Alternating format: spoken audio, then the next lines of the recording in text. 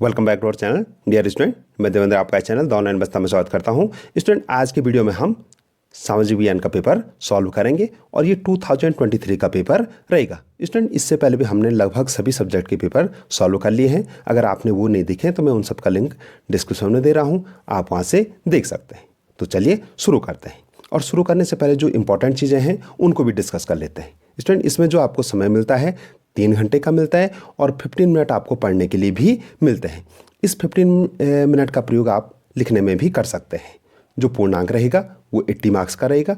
20 marks का आपका practical होता है। ठीक है, तो 20 मार्क्स का प्रैक्टिकल और 80 मार्क्स का ये पूर्णांक सैद्धांतिक वाला, तो आपकी ये 100 मार्क्स हो गए हैं। ठीक है, इसमें जो निर्देश हैं वो आपने अवश्य पढ़ लेने हैं। ठीक है, निर्देश में बताया गया है कि आपको टोटल 27 क्वेश्चन मिलेंगे। आपको 1 से 27 तक लगातार 27 प्रश्न मिलेंगे और सारे प्रश्न अनिवार्य हैं। ठीक है, आप किसी भी प्रश्न को छोड़ नहीं सकते हैं। कुछ प्रश्नों में अथवा वाला भी होगा, तो आपको उस प्रकार से करना है। ठीक है, सारे प्रश्नों के जो अंक हैं उसके ठीक सामने दे रखे हैं। यानी क्वेश्चन नंबर अगर 1 है तो उसके सामने पूर्णांक दे रखा है कि ये कितने मार्क्स का है। ठीक है, प्रत्येक प्रश्न को ध्यानपूर्वक पढ़िए और समुचित उत्तर दीजिए। यानी अगर 1 नंबर का क्वेश्चन है तो आपको उस प्रकार से क्वेश्चन आंसर देना है। यानी 1 नंबर का क्वेश्चन है तो आपको क्या करना है, 1 या 2 लाइन लिखनी है। ठीक है, अगर 4 नंबर का क्वेश्चन है तो उस प्रकार से लिखना है। ये नहीं कि 1 नंबर के क्वेश्चन में आपने 2 पेज लिख दिए, तो आपको समय तो बिल्कुल 3 ही घंटा है। ठीक है, तो आपके प्रश्न छूट जाएंगे। तो आपको इस बात का भी ध्यान देना है। चलिए फोर्थ वाला निर्देश पढ़ लेते हैं। फोर्थ वाले निर्देश में है कि प्रश्न संख्या 1 बहुविकल्पीय संबंधित है। जो क्वेश्चन नंबर 1 है उसमें आपको 8 विकल्प दे रखे हैं। 8 विकल्प वाले क्वेश्चन दे रखे हैं। ठीक है, प्रत्येक के 4 विकल्प होंगे, तो जो सही वाला विकल्प है आपको अपनी उत्तर पुस्तिका में लिखना है। ठीक है, क्वेश्चन नंबर 2 से 9 तक 1 नंबर के क्वेश्चन होंगे। ठीक है, तो ये आपको 1 या 2 लाइन में लिखने हैं। ठीक है, क्वेश्चन नंबर 10 से लेकर और 19 तक लघु उत्तरीय हैं। ये 3 नंबर के होंगे, आपको लगभग 80 शब्दों में लिखने हैं। जो 20 से लेकर 26 तक है ये दीर्घ उत्तरीय हैं और आपको 120 शब्दों में लिखने हैं। ये 4 नंबर के होंगे। ठीक है, जो क्वेश्चन नंबर 27 है वो मानचित्र से संबंधित होगा। आपको एक मानचित्र मिलेगा। ठीक है, और वो आपको अपनी उत्तर पुस्तिका के साथ ही संलग्न कर देना है। तो मानचित्र की प्रैक्टिस आप घर में अच्छे से करते रहें। ठीक है, समझ रहे? तो चलिए अब हम शुरू करते हैं। चलिए क्वेश्चन नंबर 1 देख लेते हैं। स्टूडेंट, इससे पहले हम 1 देखें। अगर अभी तक भी आपने अपनी कॉपी नहीं निकाली है तो आप कॉपी अवश्य निकालें। जो आपने पेपर सॉल्व की कॉपी बना रखी उसको निकाल लें। जैसे इसमें प्रश्न पढ़ूंगा तो आप प्रश्न को लिखेंगे और उसके राइट वाले आंसर को लिखेंगे। आपको चारों विकल्प 1 2 3 4 लिखने की आवश्यकता नहीं है। जो सही वाला होगा आपको अपनी कॉपी में लिखना है। तो चलिए शुरू करते हैं। क वाला देख लेते हैं। फ्रांस की नागरिक संहिता 1804 को आमतौर पर किस नाम से जाना जाता है? यानी जो 1804 की जो नागरिक संहिता थी उसको किस नाम से जाना जाता है? तो इसका जो राइट आंसर है सेकंड वाला, नेपोलियन संहिता से। ठीक है, ख वाला देख लेते हैं। उस नेता का नाम बताइए जिसकी मृत्यु साइमन कमीशन के बहिष्कार करने के दौरान हुई। तो आपको उस नेता का नाम बताना है। तो हमारे पास ऑप्शन है राजगुरु, भगत सिंह, सुखदेव, लाला लाजपत राय। तो इसका जो राइट आंसर है फोर्थ वाला, लाला लाजपत राय। तो आप इस क्वेश्चन को लिखिए और फिर इसके आंसर को लिखिए। 1 का राइट आंसर सेकंड वाला और इसका फोर्थ वाला। ठीक है, ग वाला देख लेते हैं हम। विश्व में आर्थिक महामंदी की शुरुआत कब हुई? तो इसका जो राइट आंसर है फर्स्ट वाला, 1929 को, 1929 को हुई थी। ठीक है, घ वाला देखते हैं। निम्नलिखित में से किसने सबसे पहले प्रिंटिंग प्रेस का विकास किया? यानी जो पहली प्रिंटिंग प्रेस का विकास किसने किया? तो इसका जो राइट आंसर है फर्स्ट वाला, योहान गुटेनबर्ग ने। ठीक है, तो आप इसको नोट कर लेंगे। जैसे मैं बता रहा हूं आप अपनी कॉपी में भी नोट करते जाइएगा। ड वाला देख लेते हैं। इनमें से कौन सी टिप्पणी प्राकृतिक वनस्पति जात और प्राणी जात के ह्रास का सही कारण नहीं है? ह्रास का सही कारण नहीं है। ठीक है, सही कारण है नहीं लिखा है, नहीं भी लिखा है, तो आप इसको भी ध्यान में रखेंगे। हमारे पास ऑप्शन है कृषि प्रसार, पशुचारण और ईंधन लकड़ी का एकत्रित करना, बृहत स्तरीय विकास परियोजनाएं, तीव्र औद्योगिकरण और शहरीकरण। तो इसका जो राइट आंसर है वो 2 वाला है। ठीक है, ये 2 वाला इसमें जो सही टिप्पणी है। ठीक है, डॉ का राइट आंसर सेकंड वाला है। आप अपनी कॉपी में भी नोट करते जाएंगे। घ वाला देख लेते हैं। लौह अयस्क किस प्रकार का संसाधन है? जो लौह अयस्क है वो किस प्रकार का संसाधन है? तो इसका जो राइट आंसर है फोर्थ वाला, अनवीकरण योग्य है। ठीक है, 6 वाला देखते हैं। निम्नलिखित में से किस नदी पर सरदार सरोवर बांध बना है? यानी जो सरदार सरोवर बांध है वो किस नदी पर बना है? हमारे पास ऑप्शन है कावेरी नदी, कृष्णा नदी, नर्मदा और सतलुज। तो इसका जो राइट आंसर है थर्ड वाला, नर्मदा नदी पर बना है। ठीक है, जो वाला देखें। मोनाजाइट रेत में निम्नलिखित कौन सी रेत? मोनाजाइट रेत में निम्नलिखित में से कौन सा खनिज पाया जाता है? तो इसमें कौन, जो मोनाजाइट रेत में कौन सा खनिज पाया जाता है? इसका जो राइट आंसर है थर्ड वाला, थ्योरियम। तो डियर स्टूडेंट, ये थे 8 क्वेश्चन, 8 विकल्प थे। आई होप कि आपने सारे विकल्प नोट किए होंगे। स्टूडेंट, आपने सारे विकल्प नोट कर लिए और अभी तक भी अगर हमारे चैनल को सब्सक्राइब नहीं किया तो चैनल को अवश्य सब्सक्राइब करें, वीडियो को लाइक करें, अपने दोस्तों के साथ भी शेयर करेंगे। तो चलिए अब हम 1 नंबर के क्वेश्चन देखेंगे। ठीक है, जो ये 1 नंबर के क्वेश्चन है ये हो सकता है कि ये विकल्प में भी आए, तो आप इनको उस प्रकार से भी नोट करते रहेंगे। जो विकल्प वाले हैं वो 1 नंबर में भी आ सकते हैं। ठीक है, तो चलिए हम क्वेश्चन नंबर 2 देख लेते हैं। ये सारे क्वेश्चन नंबर 2 से लेकर 9 तक, जैसे मैंने शुरू में बताया था, 2 से 9 तक सारे क्या हैं? ये 1 नंबर के हैं, तो आपको उतना ही लिखना है। समझ रहे हैं? तो क्वेश्चन नंबर 2 है, भारतीय संविधान में कितनी भाषाओं को अनुसूचित भाषा का दर्जा दिया गया है? कितनी भाषाओं को दिया गया है? तो इसमें जो राइट आंसर है 22। अगर आप सिर्फ 22 ही लिख दें तो तब भी काम चल जाएगा, आपको 1 नंबर मिल जाएगा। लेकिन आप पूरा लिखेंगे तो ज़्यादा बेहतर रहेगा। भारतीय संविधान की 8वीं अनुसूची भारत की भाषाओं से संबंधित है। इस अनुसूची में 22 भाषाओं को सम्मिलित किया गया है। ठीक है, संविधान की कौन सी अनुसूची में है? 8वीं अनुसूची में है। और कितनी भाषाएं हैं उसमें? 22 भाषाएं इसमें सम्मिलित हैं। तो आप इसको भी नोट कर लीजिए। ठीक है, वीडियो को पॉज कर सकते हैं आप और फिर आप नोट कर सकते हैं। ठीक है, क्वेश्चन नंबर 3 देखते हैं। स्त्री और पुरुष के समान अधिकारों और अवसरों में विश्वास करने वाले व्यक्ति को कहा जाता है? यानी जो स्त्री पुरुषों के समान अधिकारों और अवसरों में विश्वास करता है उस व्यक्ति को क्या कहा जाता है? तो उसको नारीवादी कहा जाता है। भारत के 2 क्षेत्रीय राजनीतिक दलों के नाम लिखिए। तो जो 2 क्षेत्रीय राजनीतिक दल हैं, अकाली दल, श्रोमणी अकाली दल और शिवसेना। उत्तराखंड का क्या है? यूकेडी, उत्तराखंड क्रांति दल। अगर आपको ये पता था तो आप कमेंट सेक्शन में बताएंगे। अगर आपको और भी क्षेत्रीय दल पता है तो आप ये सब कमेंट सेक्शन में बताएंगे। ठीक है, हो सकता है अगली बार 4 आ जाए। समझ रहे? तो आपको काफ़ी राजनीतिक दलों के, क्षेत्रीय राजनीतिक दलों के पता होने चाहिए। जो राष्ट्रीय राजनीतिक दल हैं उनके भी आपको नाम पता होने चाहिए। ठीक है, चलिए क्वेश्चन नंबर हम 5 देख लेते हैं। क्वेश्चन नंबर 5 है, मानव विकास रिपोर्ट कौन प्रकाशित करता है? तो मानव विकास रिपोर्ट कौन करता है? यूएनडीपी करता है। ठीक है, कौन करता है? यूएनडीपी द्वारा प्रकाशित की जाती है। यूएनडीपी का फुल फॉर्म क्या है? संयुक्त राष्ट्र विकास कार्यक्रम। ठीक है, क्वेश्चन नंबर 6 देखते हैं। सूचना का अधिकार अधिनियम कब लागू हुआ था? तो सूचना का अधिकार अधिनियम 12 अक्टूबर 2005 को लागू हो गया था। ठीक है, तो आप जैसे मैं बोलते जा रहा हूं आप नोट करते जाएंगे। क्वेश्चन नंबर 7 देख लेते हैं। राष्ट्रीय स्तर पर नाभिकीय आपदा प्रबंधन हेतु नोडल मंत्रालय कौन सा है? तो ये गृह मंत्रालय है। ठीक है, समझ रहे? लगभग सभी आपदाओं के लिए गृह मंत्रालय ही नोडल मंत्रालय है, सिर्फ सूखा राहत को छोड़ के। सूखा राहत के लिए कृषि मंत्रालय जिम्मेदार है। समझ रहे? क्वेश्चन नंबर 8, एनएसएस का विस्तारित नाम लिखिए। यानी आपको एनएसएस की फुल फॉर्म लिखनी है। ये मैंने पिछले वीडियो में बताया था कि एक बार ये एनएसएस आ रहा है और एक बार एनसीसी आ रहा है। ठीक है, समझ रहे? तो एनएसएस की फुल फॉर्म क्या है? राष्ट्रीय सेवा योजना हिंदी में, और इंग्लिश में नेशनल सर्विस स्कीम। अगर आपको एनसीसी का पता है तो आप कमेंट सेक्शन में बताएंगे एनसीसी की फुल फॉर्म क्या है। ये आपके लिए होमवर्क है, आप ये कमेंट सेक्शन में बताएंगे। ठीक है, चलिए क्वेश्चन नंबर 9 देख लेते हैं। क्वेश्चन नंबर 9 है, कानून का शासन किस शासन व्यवस्था में देखने को मिलता है? तो इसका जो राइट आंसर है विधि शासन में। ठीक है, तो डियर स्टूडेंट ये थे आपके 1 नंबर के क्वेश्चन, सारे पूरे हो गए हैं। ठीक है, आपने, आई होप कि आपने क्वेश्चन नंबर 1 से लेकर और 9 तक सारे क्वेश्चन नोट कर लिए होंगे। क्वेश्चन नंबर 1 तो विकल्प से संबंधित था और बाकी 1 नंबर के थे, तो आई होप कि आपने सब नोट कर लिए होंगे। आपने सारे नोट कर लिए हैं और अभी भी चैनल को सब्सक्राइब नहीं किया तो चैनल को सब्सक्राइब करें, वीडियो को लाइक करें, अपने दोस्तों के साथ भी शेयर करें।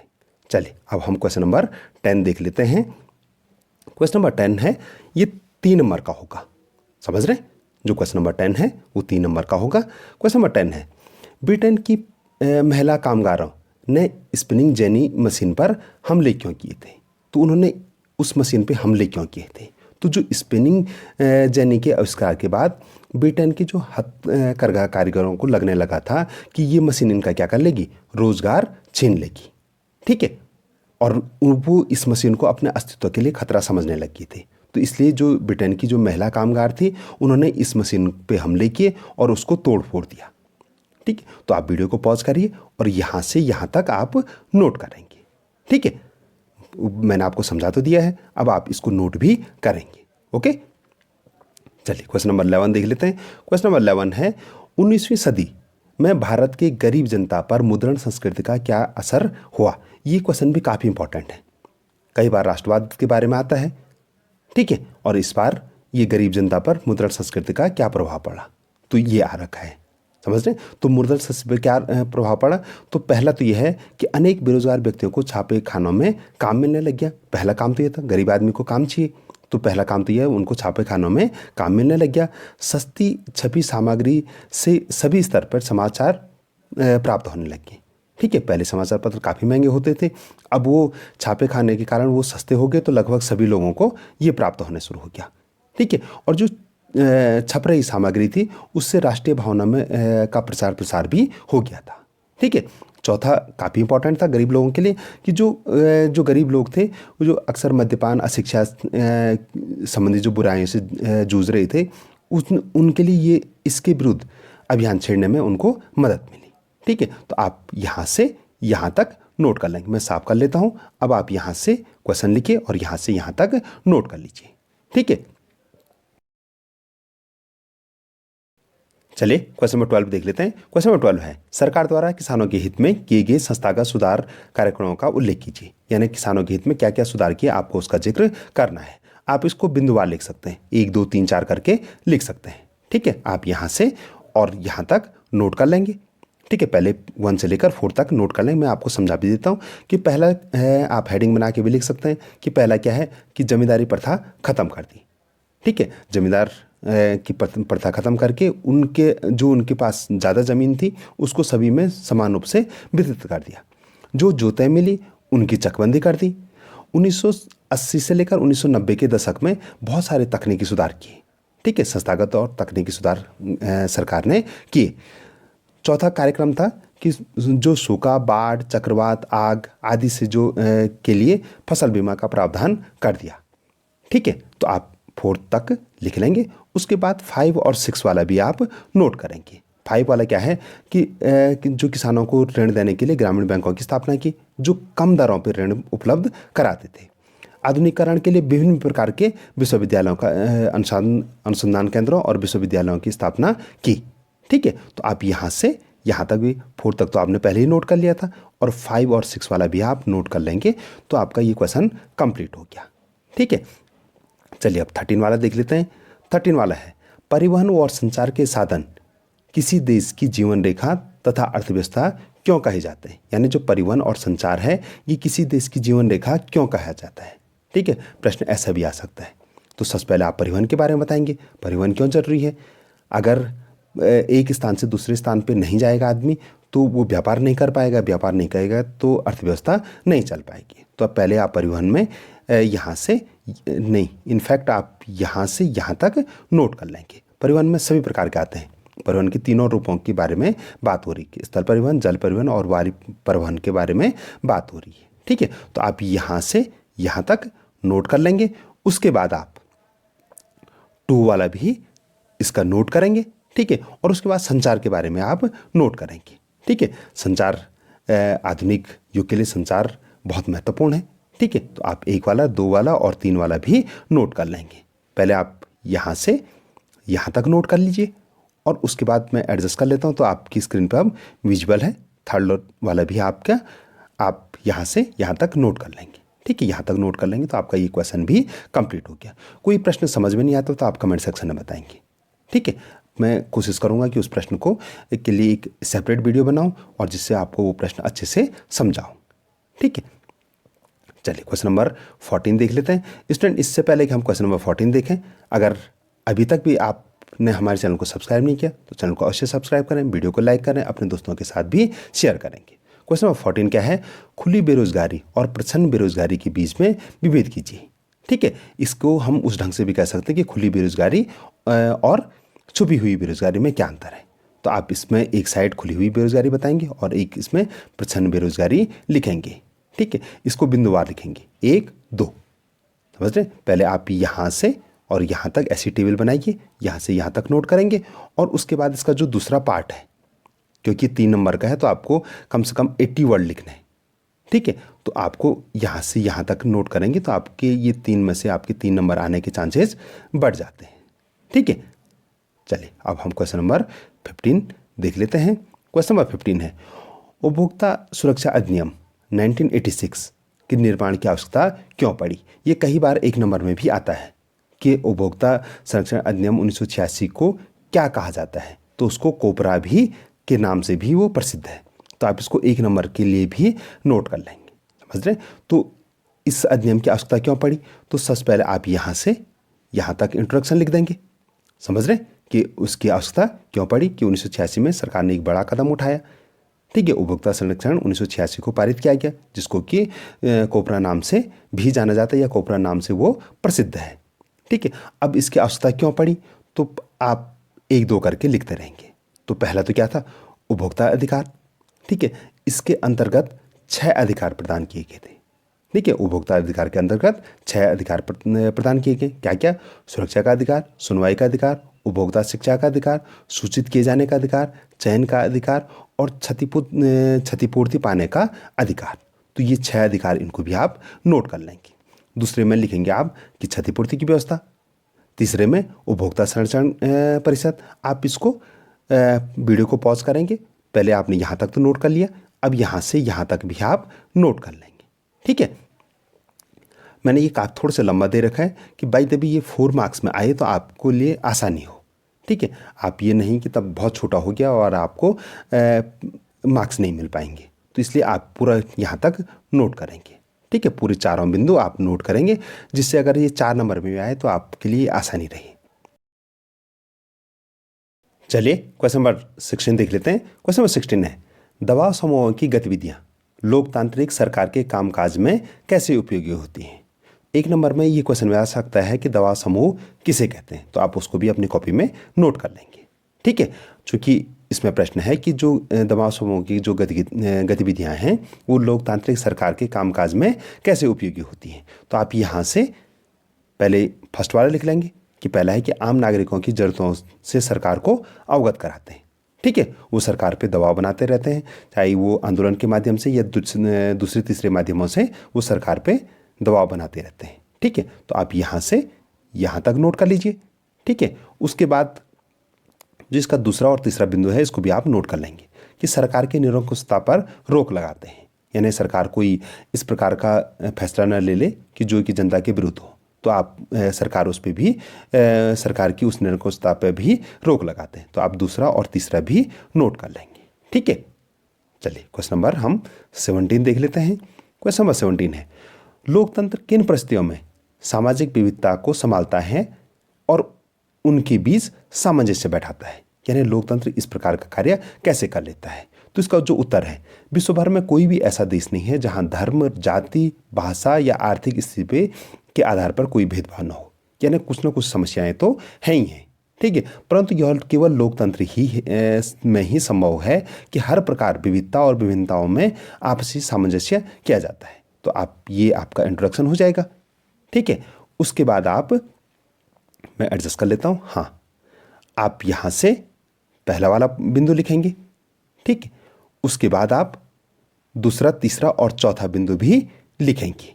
ठीक है, समझ रहे, आप पहले यहाँ तक लिखिए, चौथा बिंदु कंप्लीट नहीं हुआ, आप यहाँ से चौथा और पांचवा बिंदु भी यहाँ तक लिखेंगे, तो आपका ये जो क्वेश्चन है ये कंप्लीट हो गया। ये क्वेश्चन थोड़ा सा लंबा है, तो यानी 4 मार्क्स में भी आएगा, तो आप वहाँ भी इसको कर सकते हैं।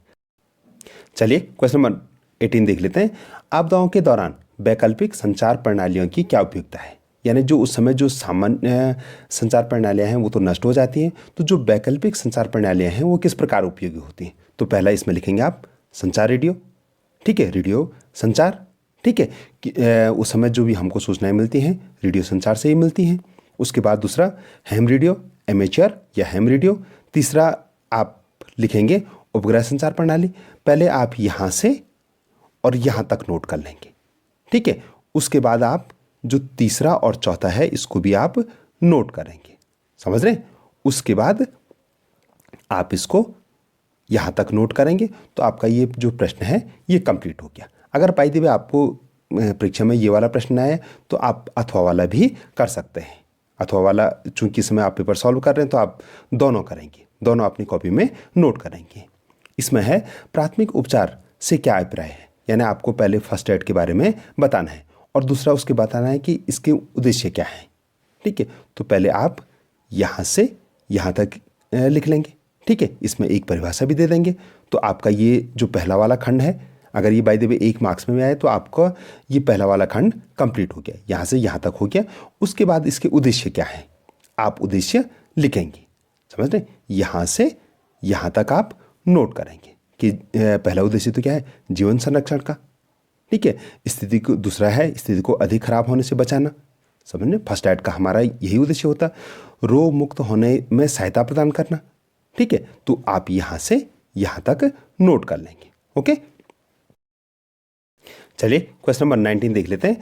भूस्खलन के लिए जिम्मेदार कारकों का उल्लेख कीजिए, ठीक है। तो पहले आप ये लिख देंगे, ठीक है। तो इसमें हमने बताया कि भूस्खलन किसे कहते हैं। हो सकता है कि ये प्रश्न इस प्रकार आ सकता है कि भूस्खलन किसे कहते हैं, भूस्खलन के लिए जिम्मेदार कारकों का उल्लेख कीजिए।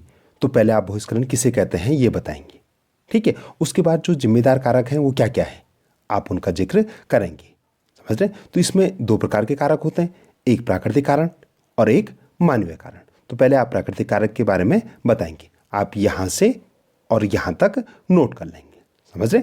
उसके बाद जो मानवीय कारक हैं उसके बारे में भी आप बताएंगे, ठीक है। यहाँ से यहाँ तक नोट करेंगे, ठीक है। वीडियो को पॉज कीजिए और यहाँ से यहाँ तक नोट कीजिए। उसके बाद जो बाकी कारण बच जाते हैं उसको यहाँ से यहाँ तक भी आप नोट करेंगे, ठीक है। तो ये प्रश्न आपका कंप्लीट हो गया है, ठीक है। ये हो सकता है ये प्रश्न 4 मार्क्स में भी आए, तो आप इसको प्रश्न को अवश्य नोट कर लेंगे अपनी कॉपी में। चलिए क्वेश्चन नंबर 20 देख लेते हैं। स्टूडेंट इससे पहले हम क्वेश्चन नंबर 20 देखें, अगर आपने अभी तक भी हमारे चैनल को सब्सक्राइब नहीं किया तो चैनल को सब्सक्राइब करें, वीडियो को अवश्य लाइक करें, ठीक है। और अपने दोस्तों के साथ तो आप शेयर करेंगे ही, समझ रहे। चलिए क्वेश्चन नंबर 20 देख लेते हैं। अपने शासन वाले क्षेत्रों में शासन व्यवस्था को ज़्यादा कुशल बनाने के लिए नेपोलियन ने क्या बदलाव किए थे, समझ रहे। तो नेपोलियन जो पहला क्वेश्चन भी था कि 1804 में उसने सिविल कोड तैयार किया था, जिसको कि नेपोलियन कोड के बारे में के नाम से भी जाना जाता है, ठीक है। उसको नेपोलियन कोड या 1804 का सिविल कोड कहते हैं, समझ रहे। तो पहले आप इतने से यहाँ तक नोट कर लीजिए। उसके बाद उसने क्या क्या किया था तो आप यहाँ से 1 से लेकर 8 तक नोट करेंगे, ठीक है। कि उसने जन्म पर आधारित जो विशेष अधिकार थे उनको समाप्त कर दिया था, यहाँ से शुरू करेंगे। और लास्ट में उन्होंने क्या किया था, नेपोलियन ने क्या किया था कि पूरे देश में एक ही राष्ट्रीय मुद्रा प्रचलित की थी, जिससे कि पूरे देश में एकता बनी और व्यापार को भी बढ़ावा मिला, समझ रहे। तो आप 1 से लेकर और 8 तक सारे नोट करेंगे, ठीक है। आई होप कि आपने नोट कर लिया होगा। चलिए क्वेश्चन नंबर 21 देख लेते हैं। क्वेश्चन नंबर 21 है, सविनय अवज्ञा आंदोलन का कार्यक्रम क्या था समझाइए। तो आप इसको यहाँ से यहाँ तक नोट कर लेंगे, ठीक है। इस जो ये प्रश्न है इसमें बहुत सारे 1 नंबर के प्रश्न बनते हैं, तो आप इस प्रश्न को बहुत अच्छे से नोट करेंगे, ठीक है। छोटी छोटी चीज़ों को भी देखेंगे कि दांडी मार्च इसी आंदोलन में शुरू हुआ था, ठीक है। इसी यानी इसी कार्यक्रम का हिस्सा था। तो ये भी काफ़ी इंपॉर्टेंट क्वेश्चन है, समझ रहे। तो आप इसको यहाँ से यहाँ तक नोट कर लेंगे अच्छे से। और जो छोटे छोटे जो फैक्ट हैं, इसमें बहुत सारे फैक्ट हैं, तो इन सारे फैक्टों को आप इनको भी नोट करके याद कर लेंगे, ठीक है। अगर माना बात 1 क्वेश्चन नंबर में आए तो आप उसको भी कर लेंगे, ठीक है। 1 नंबर में आ सकता है, विकल्प में आ सकता है, ठीक। तो आप यहाँ से यहाँ तक नोट कर लेंगे। अगर बोर्ड परीक्षा में आपको ये क्वेश्चन नहीं करना तो आप अथवा वाला करेंगे, ठीक है। अथवा इसमें क्या है, टिप्पणियाँ दे रखी हैं। पहला है क वाला रोलेट एक्ट के बारे में, ठीक है। तो आप रोलेट एक्ट को यहाँ से यहाँ शुरू करेंगे, ठीक है। इसमें आप बताएंगे कि ये इसको काला कानून भी कहा जाता है। तो यहाँ से यहाँ तक आप नोट करेंगे। वीडियो को पॉज कीजिए, यहाँ तक नोट कीजिए।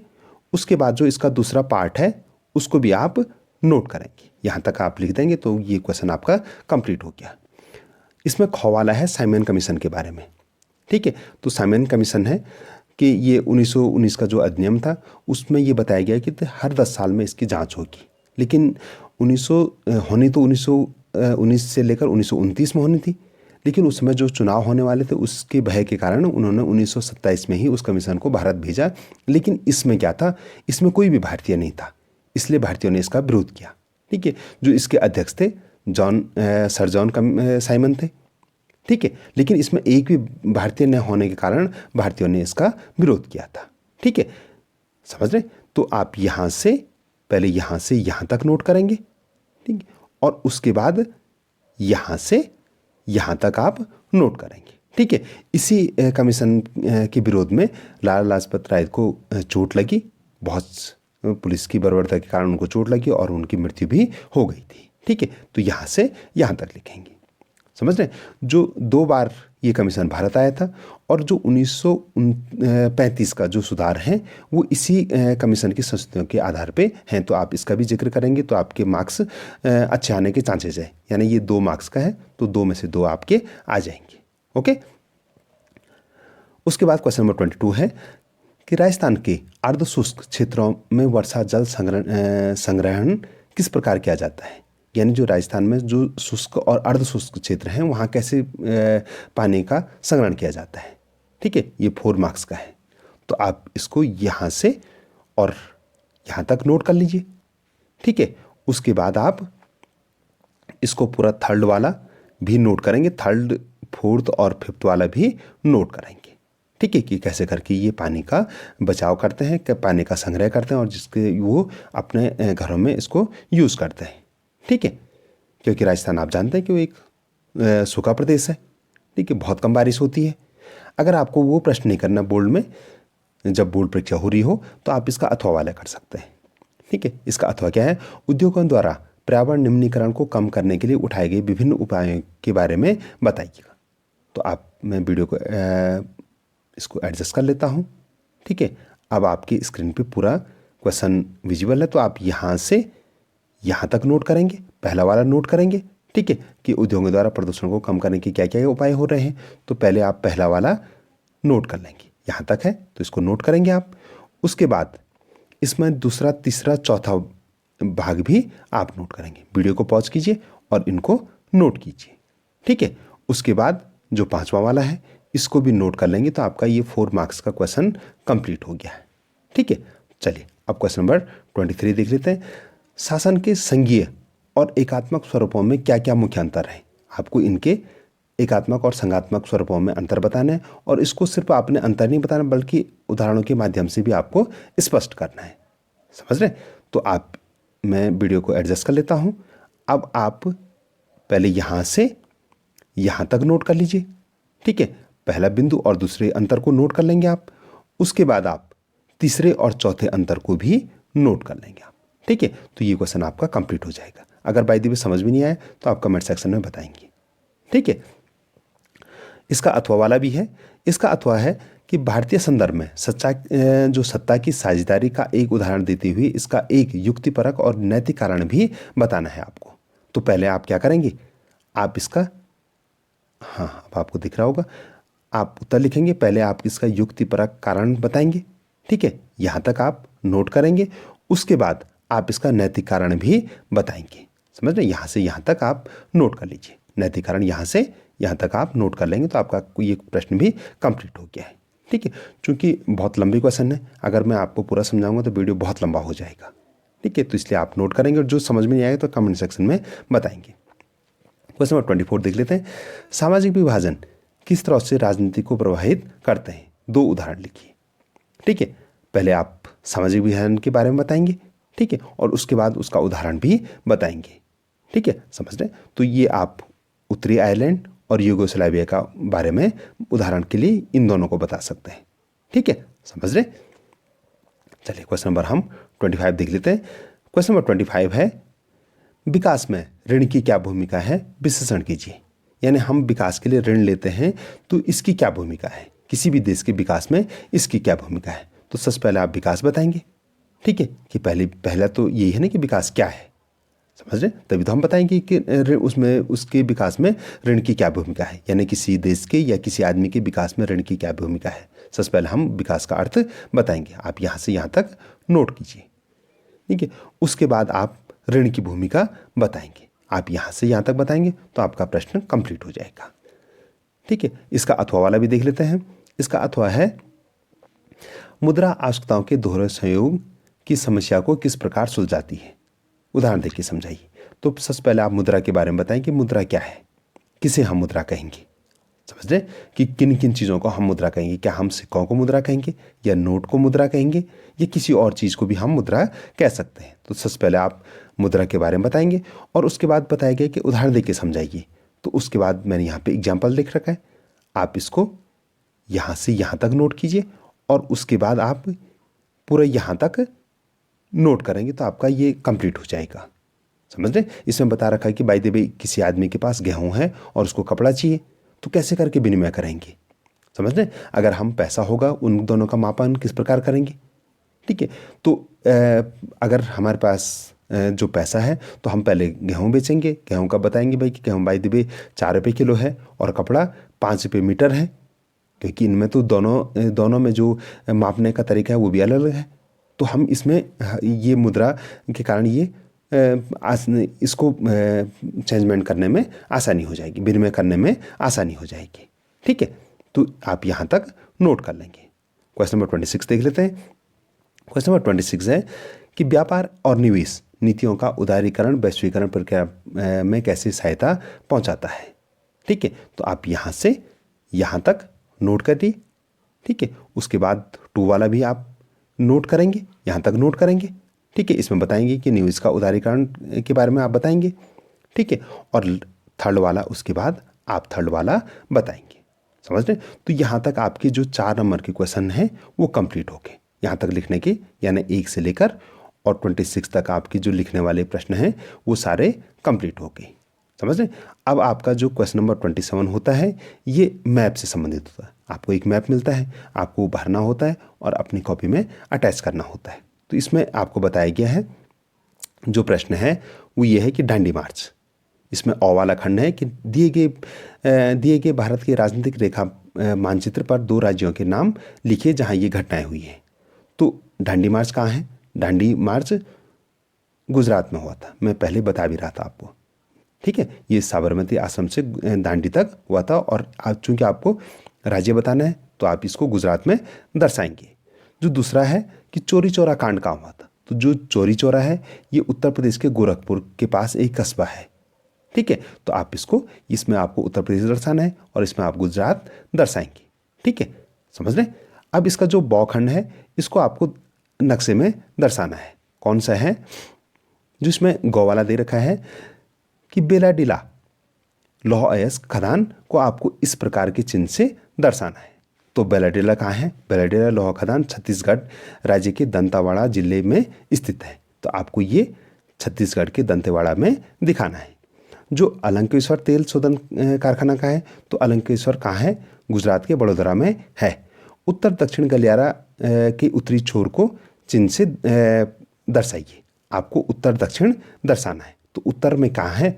उत्तर कहाँ से शुरू हो रखा हूँ? श्रीनगर से लेकर, और दक्षिण में कहाँ है? कन्याकुमारी तक हो रखा। तो आपको सिर्फ उत्तर की जो छोर है उसको दर्शाना है। तो यानी आपको श्रीनगर को दर्शाना है, तो आपको इस वाले चिन्ह से दर्शाएंगे आप। मार्मागाओ समुद्री पतन को आपको इस वाले चिन्ह से दर्शाना। तो ये कहाँ है? गोवा में स्थित है। ठीक है, तो मैं यहाँ पे मैप भी दे रखा है, आप इसका स्क्रीनशॉट लेके आप इसमें प्रैक्टिस कर सकते हैं। गुजरात ये है, उत्तर प्रदेश ये है, श्रीनगर यहाँ पे है, कन्याकुमारी यहाँ पे है।